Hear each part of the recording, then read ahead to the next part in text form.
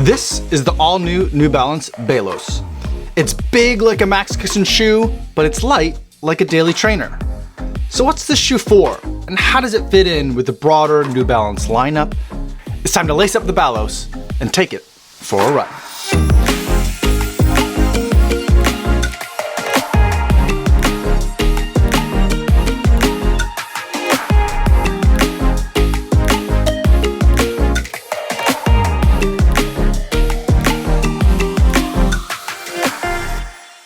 Yo, what's going on? My name is Kofuzi and I'm a non-elite runner who reviews running shoes here on YouTube, and today I'm gonna talk to you guys all about the brand new New Balance Balos.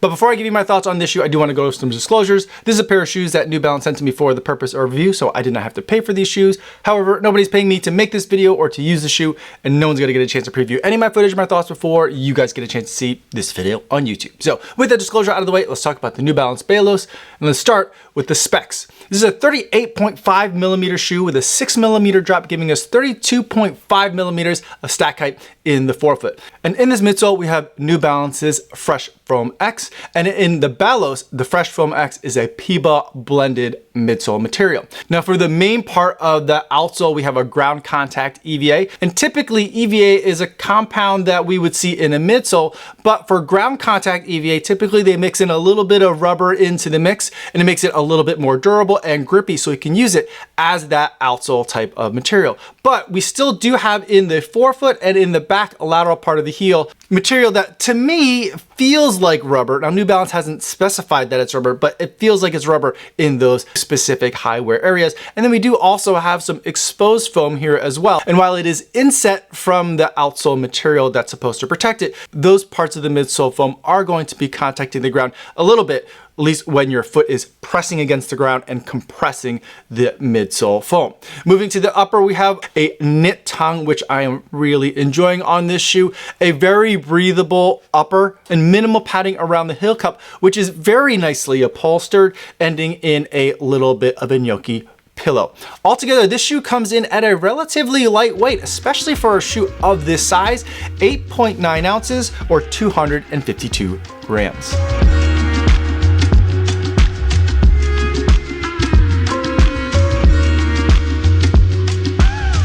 Now that we've talked about what the shoe's like on paper, let's talk about what it's like on foot. This is a very fun long run shoe. I absolutely love not only the Fresh Foam X that's in this shoe, but the way that they've implemented the Fresh Foam X.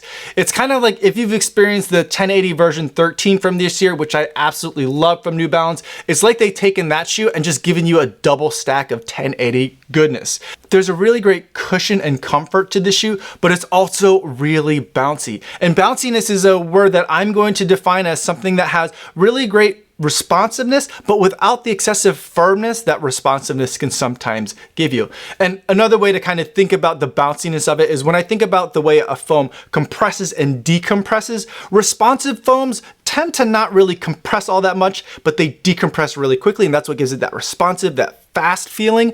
I feel like a squishy shoe gives you a good amount of compression and decompression in a nice rhythm, and then bouncy shoes kind of give you compression and then really fast decompression as well. So that's what gives it that sense of bounce, and that's also gives it a lot of that sense of fun that's in this shoe. I really enjoyed that feeling in the 1080, and I'm really enjoying it in the Balos as well. And the amazing thing is that it's a shoe that's coming in, at least for my size 9, under 9 ounces, but it feels like even lighter than that. It carries the weight really well, the way that there is a very early rocker in this shoe, but it's also pretty gradual, and it helps you move with the shoe and your foot strike. And so there's just a really nice flow that I'm able to get in when I'm running in the Balos.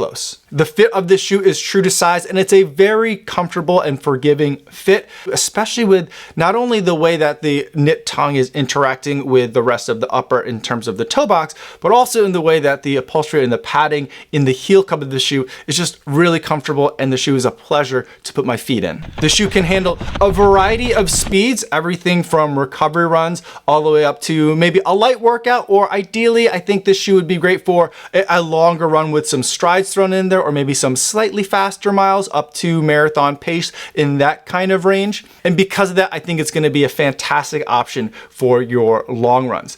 But there is a major downside with this shoe for me, and I'm really sad to have to report that as much as I think that this shoe is ideally suited for long runs, for me, after about kind of like the 5-mile mark, I started to develop a really sharp pain under the pads of my right foot. And it seems fine if I can keep the runs in that kind of like around an hour to an hour and 15-minute kind of range.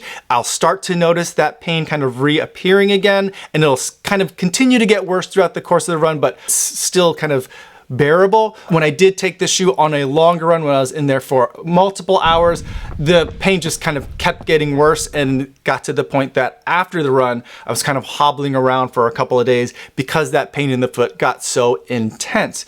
And it's kind of a weird thing that happens to me in a very specific few kinds of shoes, and I'm not exactly sure what it is, but it also happened to me in the Endorphin Speed 3, which was another really fun shoe that a lot of you guys like. But for me, it was at the about 5K mark where I started to develop an intense pain as if I were stepping on something kind of like bulbous underneath my foot inside the shoe.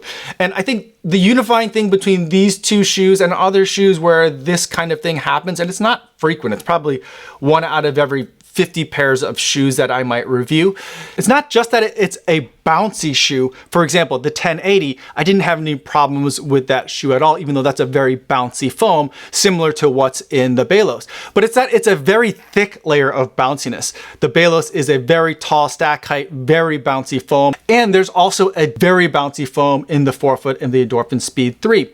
And both of those shoes also don't really have a lot of room for the foam to go anywhere as it's deflecting as I'm pushing down on it as my foot hits the ground. And so I feel like instead of it being able to kind of deform away from my foot and then recoil back and push me into my next stride, I feel like it's compressing and then pushing back up into my foot. And I think that's where I'm getting some of that poking and painful sensation from these shoes. And again, I want to reiterate that I think that's going to be a very small number of people, but as far as my testing goes, it was very consistent.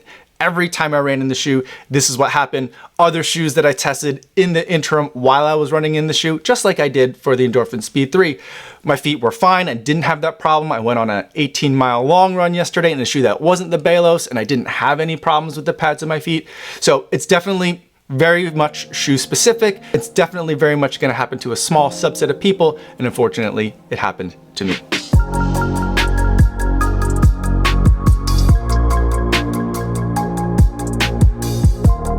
Now I think it's a good time to take a step back and figure out where the New Balance Balos, or Balos, I've been pronouncing it both ways. I'm not sure if there's a single accepted pronunciation, but I've been going back and forth. But let's talk about where that shoe fits within the broader New Balance lineup. And to understand that, I think you have to kind of understand that there are two parallel lines of shoes that exist within the New Balance lineup. One set of shoes over here uses a midsole foam called Fuel Cell, and that Fuel Cell can be a little bit different depending on which shoe and which application it's in, but generally the Fuel Cell foam shoes are the ones that are intended for, I guess, more serious training. I hate that phrase, but I think that's kind of how they're looking at it, more serious training, and also for racing. So it's their racing foam. And then on this side, you've got the Fresh Foam X shoes, which are more intended for daily training, a little bit more fun, a little bit more durable, so a different experience in types of shoes. Now there is some overlap and there is some redundancy in the types of shoes or the category of shoes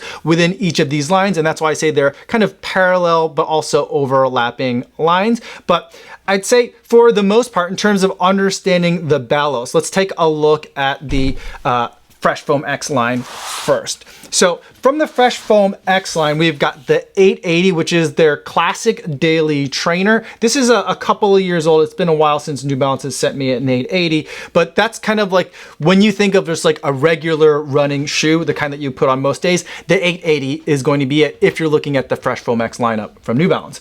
Then you've got the 1080, which has gone through some changes over the years. It used to be their max cushion shoe, but now it's becoming more of just a more comfortable, more plush version of the 880, kind of like a luxury 880. It's a lot of fun. It's one of my favorite daily trainers now of this year so far. And then for those days where you want just the maximum amount of cushioning, you don't want to feel the roll at all, you just want to pamper yourself, you've got the max cushion shoe of the Fresh Foam More. This is the Fresh Foam More version 4. There is a version 5 that's coming out soon. I don't have that one for testing yet, but the Fresh Foam More fits in this side as the max cushion shoe. And then the Balos, I typically put the Balos on the other side of the max cushion shoe because it is highly cushioned, but also good for running faster long runs as well. So you could pick up the pace a little bit, but you're still getting a lot of that max cushion. Long run shoes though also typically have some more modern features built into them, so that way it's not as heavy and not quite as relaxed. You're still doing a lot of cushion, but you're still doing a lot of performance as well, and that's where the Balos fits in. Now, if I were to put together a lineup from New Balance using the Balos, I think probably what I would do is I would keep the Balos and the More here. I'd probably also keep the 1080 there as well. But there isn't a racing shoe that exists in the Fresh Foam X lineup that would kind of be like contrary to the ethos of Fresh Foam X. So you're still going to be looking at a fuel cell shoe, and this is the SC Elite version 4 as your carbon plated racer. And I feel like this would be a really fun, cushioned and bouncy lineup to use from New Balance if you're really interested in centering around what the Balos has to offer.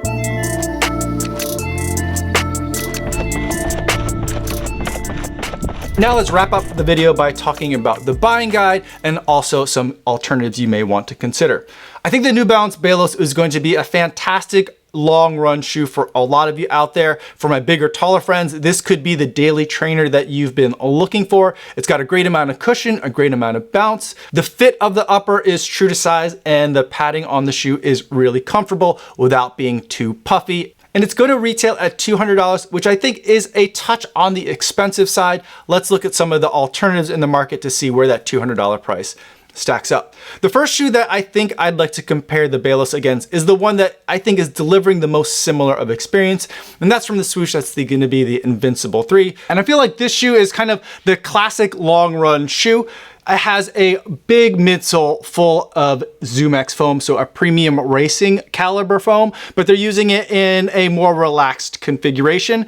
It looks like it could be a max cushion, just super easy day kind of shoe, but the way that the foam bounces, for me, I often find it fighting me at those really easy paces, and I only like this shoe when I'm picking up the pace in a long run, for example, where I have some marathon miles thrown in there. I feel like these two shoes are both trying to serve that same function where it's useful for a variety of paces, but primarily you're going to be reaching it for it on your long run, especially if you don't want to have carbon fiber with you on that long run. The Nike Invincible does come in at $180, so you're saving $20, but you're also paying quite a price in weight as the Invincible 3 is substantially heavier. Now, the next shoe that I think we should compare against the Balos is from ASICS, and that's the Superblast version 2. Again, we're using a racing caliber foam in the FF Turbo Plus, and that's stabilized on the bottom with a layer of FF Blast Plus Eco. But you're getting a similar concept where it looks like it could be a max cushion shoe, but it's really set up for you to be able to use on longer runs where you're going to be in the shoes for a really long time, where you want to be both comfortable but still be able to move really quickly. Both of these shoes are trying to accomplish the same thing, but they do have very different dynamics in terms of their compression and decompression. Both these shoes, however, also come in at $200 in retail. So they are coming in at the same price. The Superblast 2 is slightly lighter, however. So those are my thoughts on the New Balance Balos and its competition. Let me know in the comments if you have any other questions, or better yet, stop by the live stream I do Monday through Friday over the Kofuzi Run Club channel. I'd love to talk to you guys over there in the chat. That's all I have for today, everybody. Thanks so much for making it all the way to the end of this video. Hopefully you guys are staying safe out there on your runs, and I'll see you in the next one. Yo, what's going on?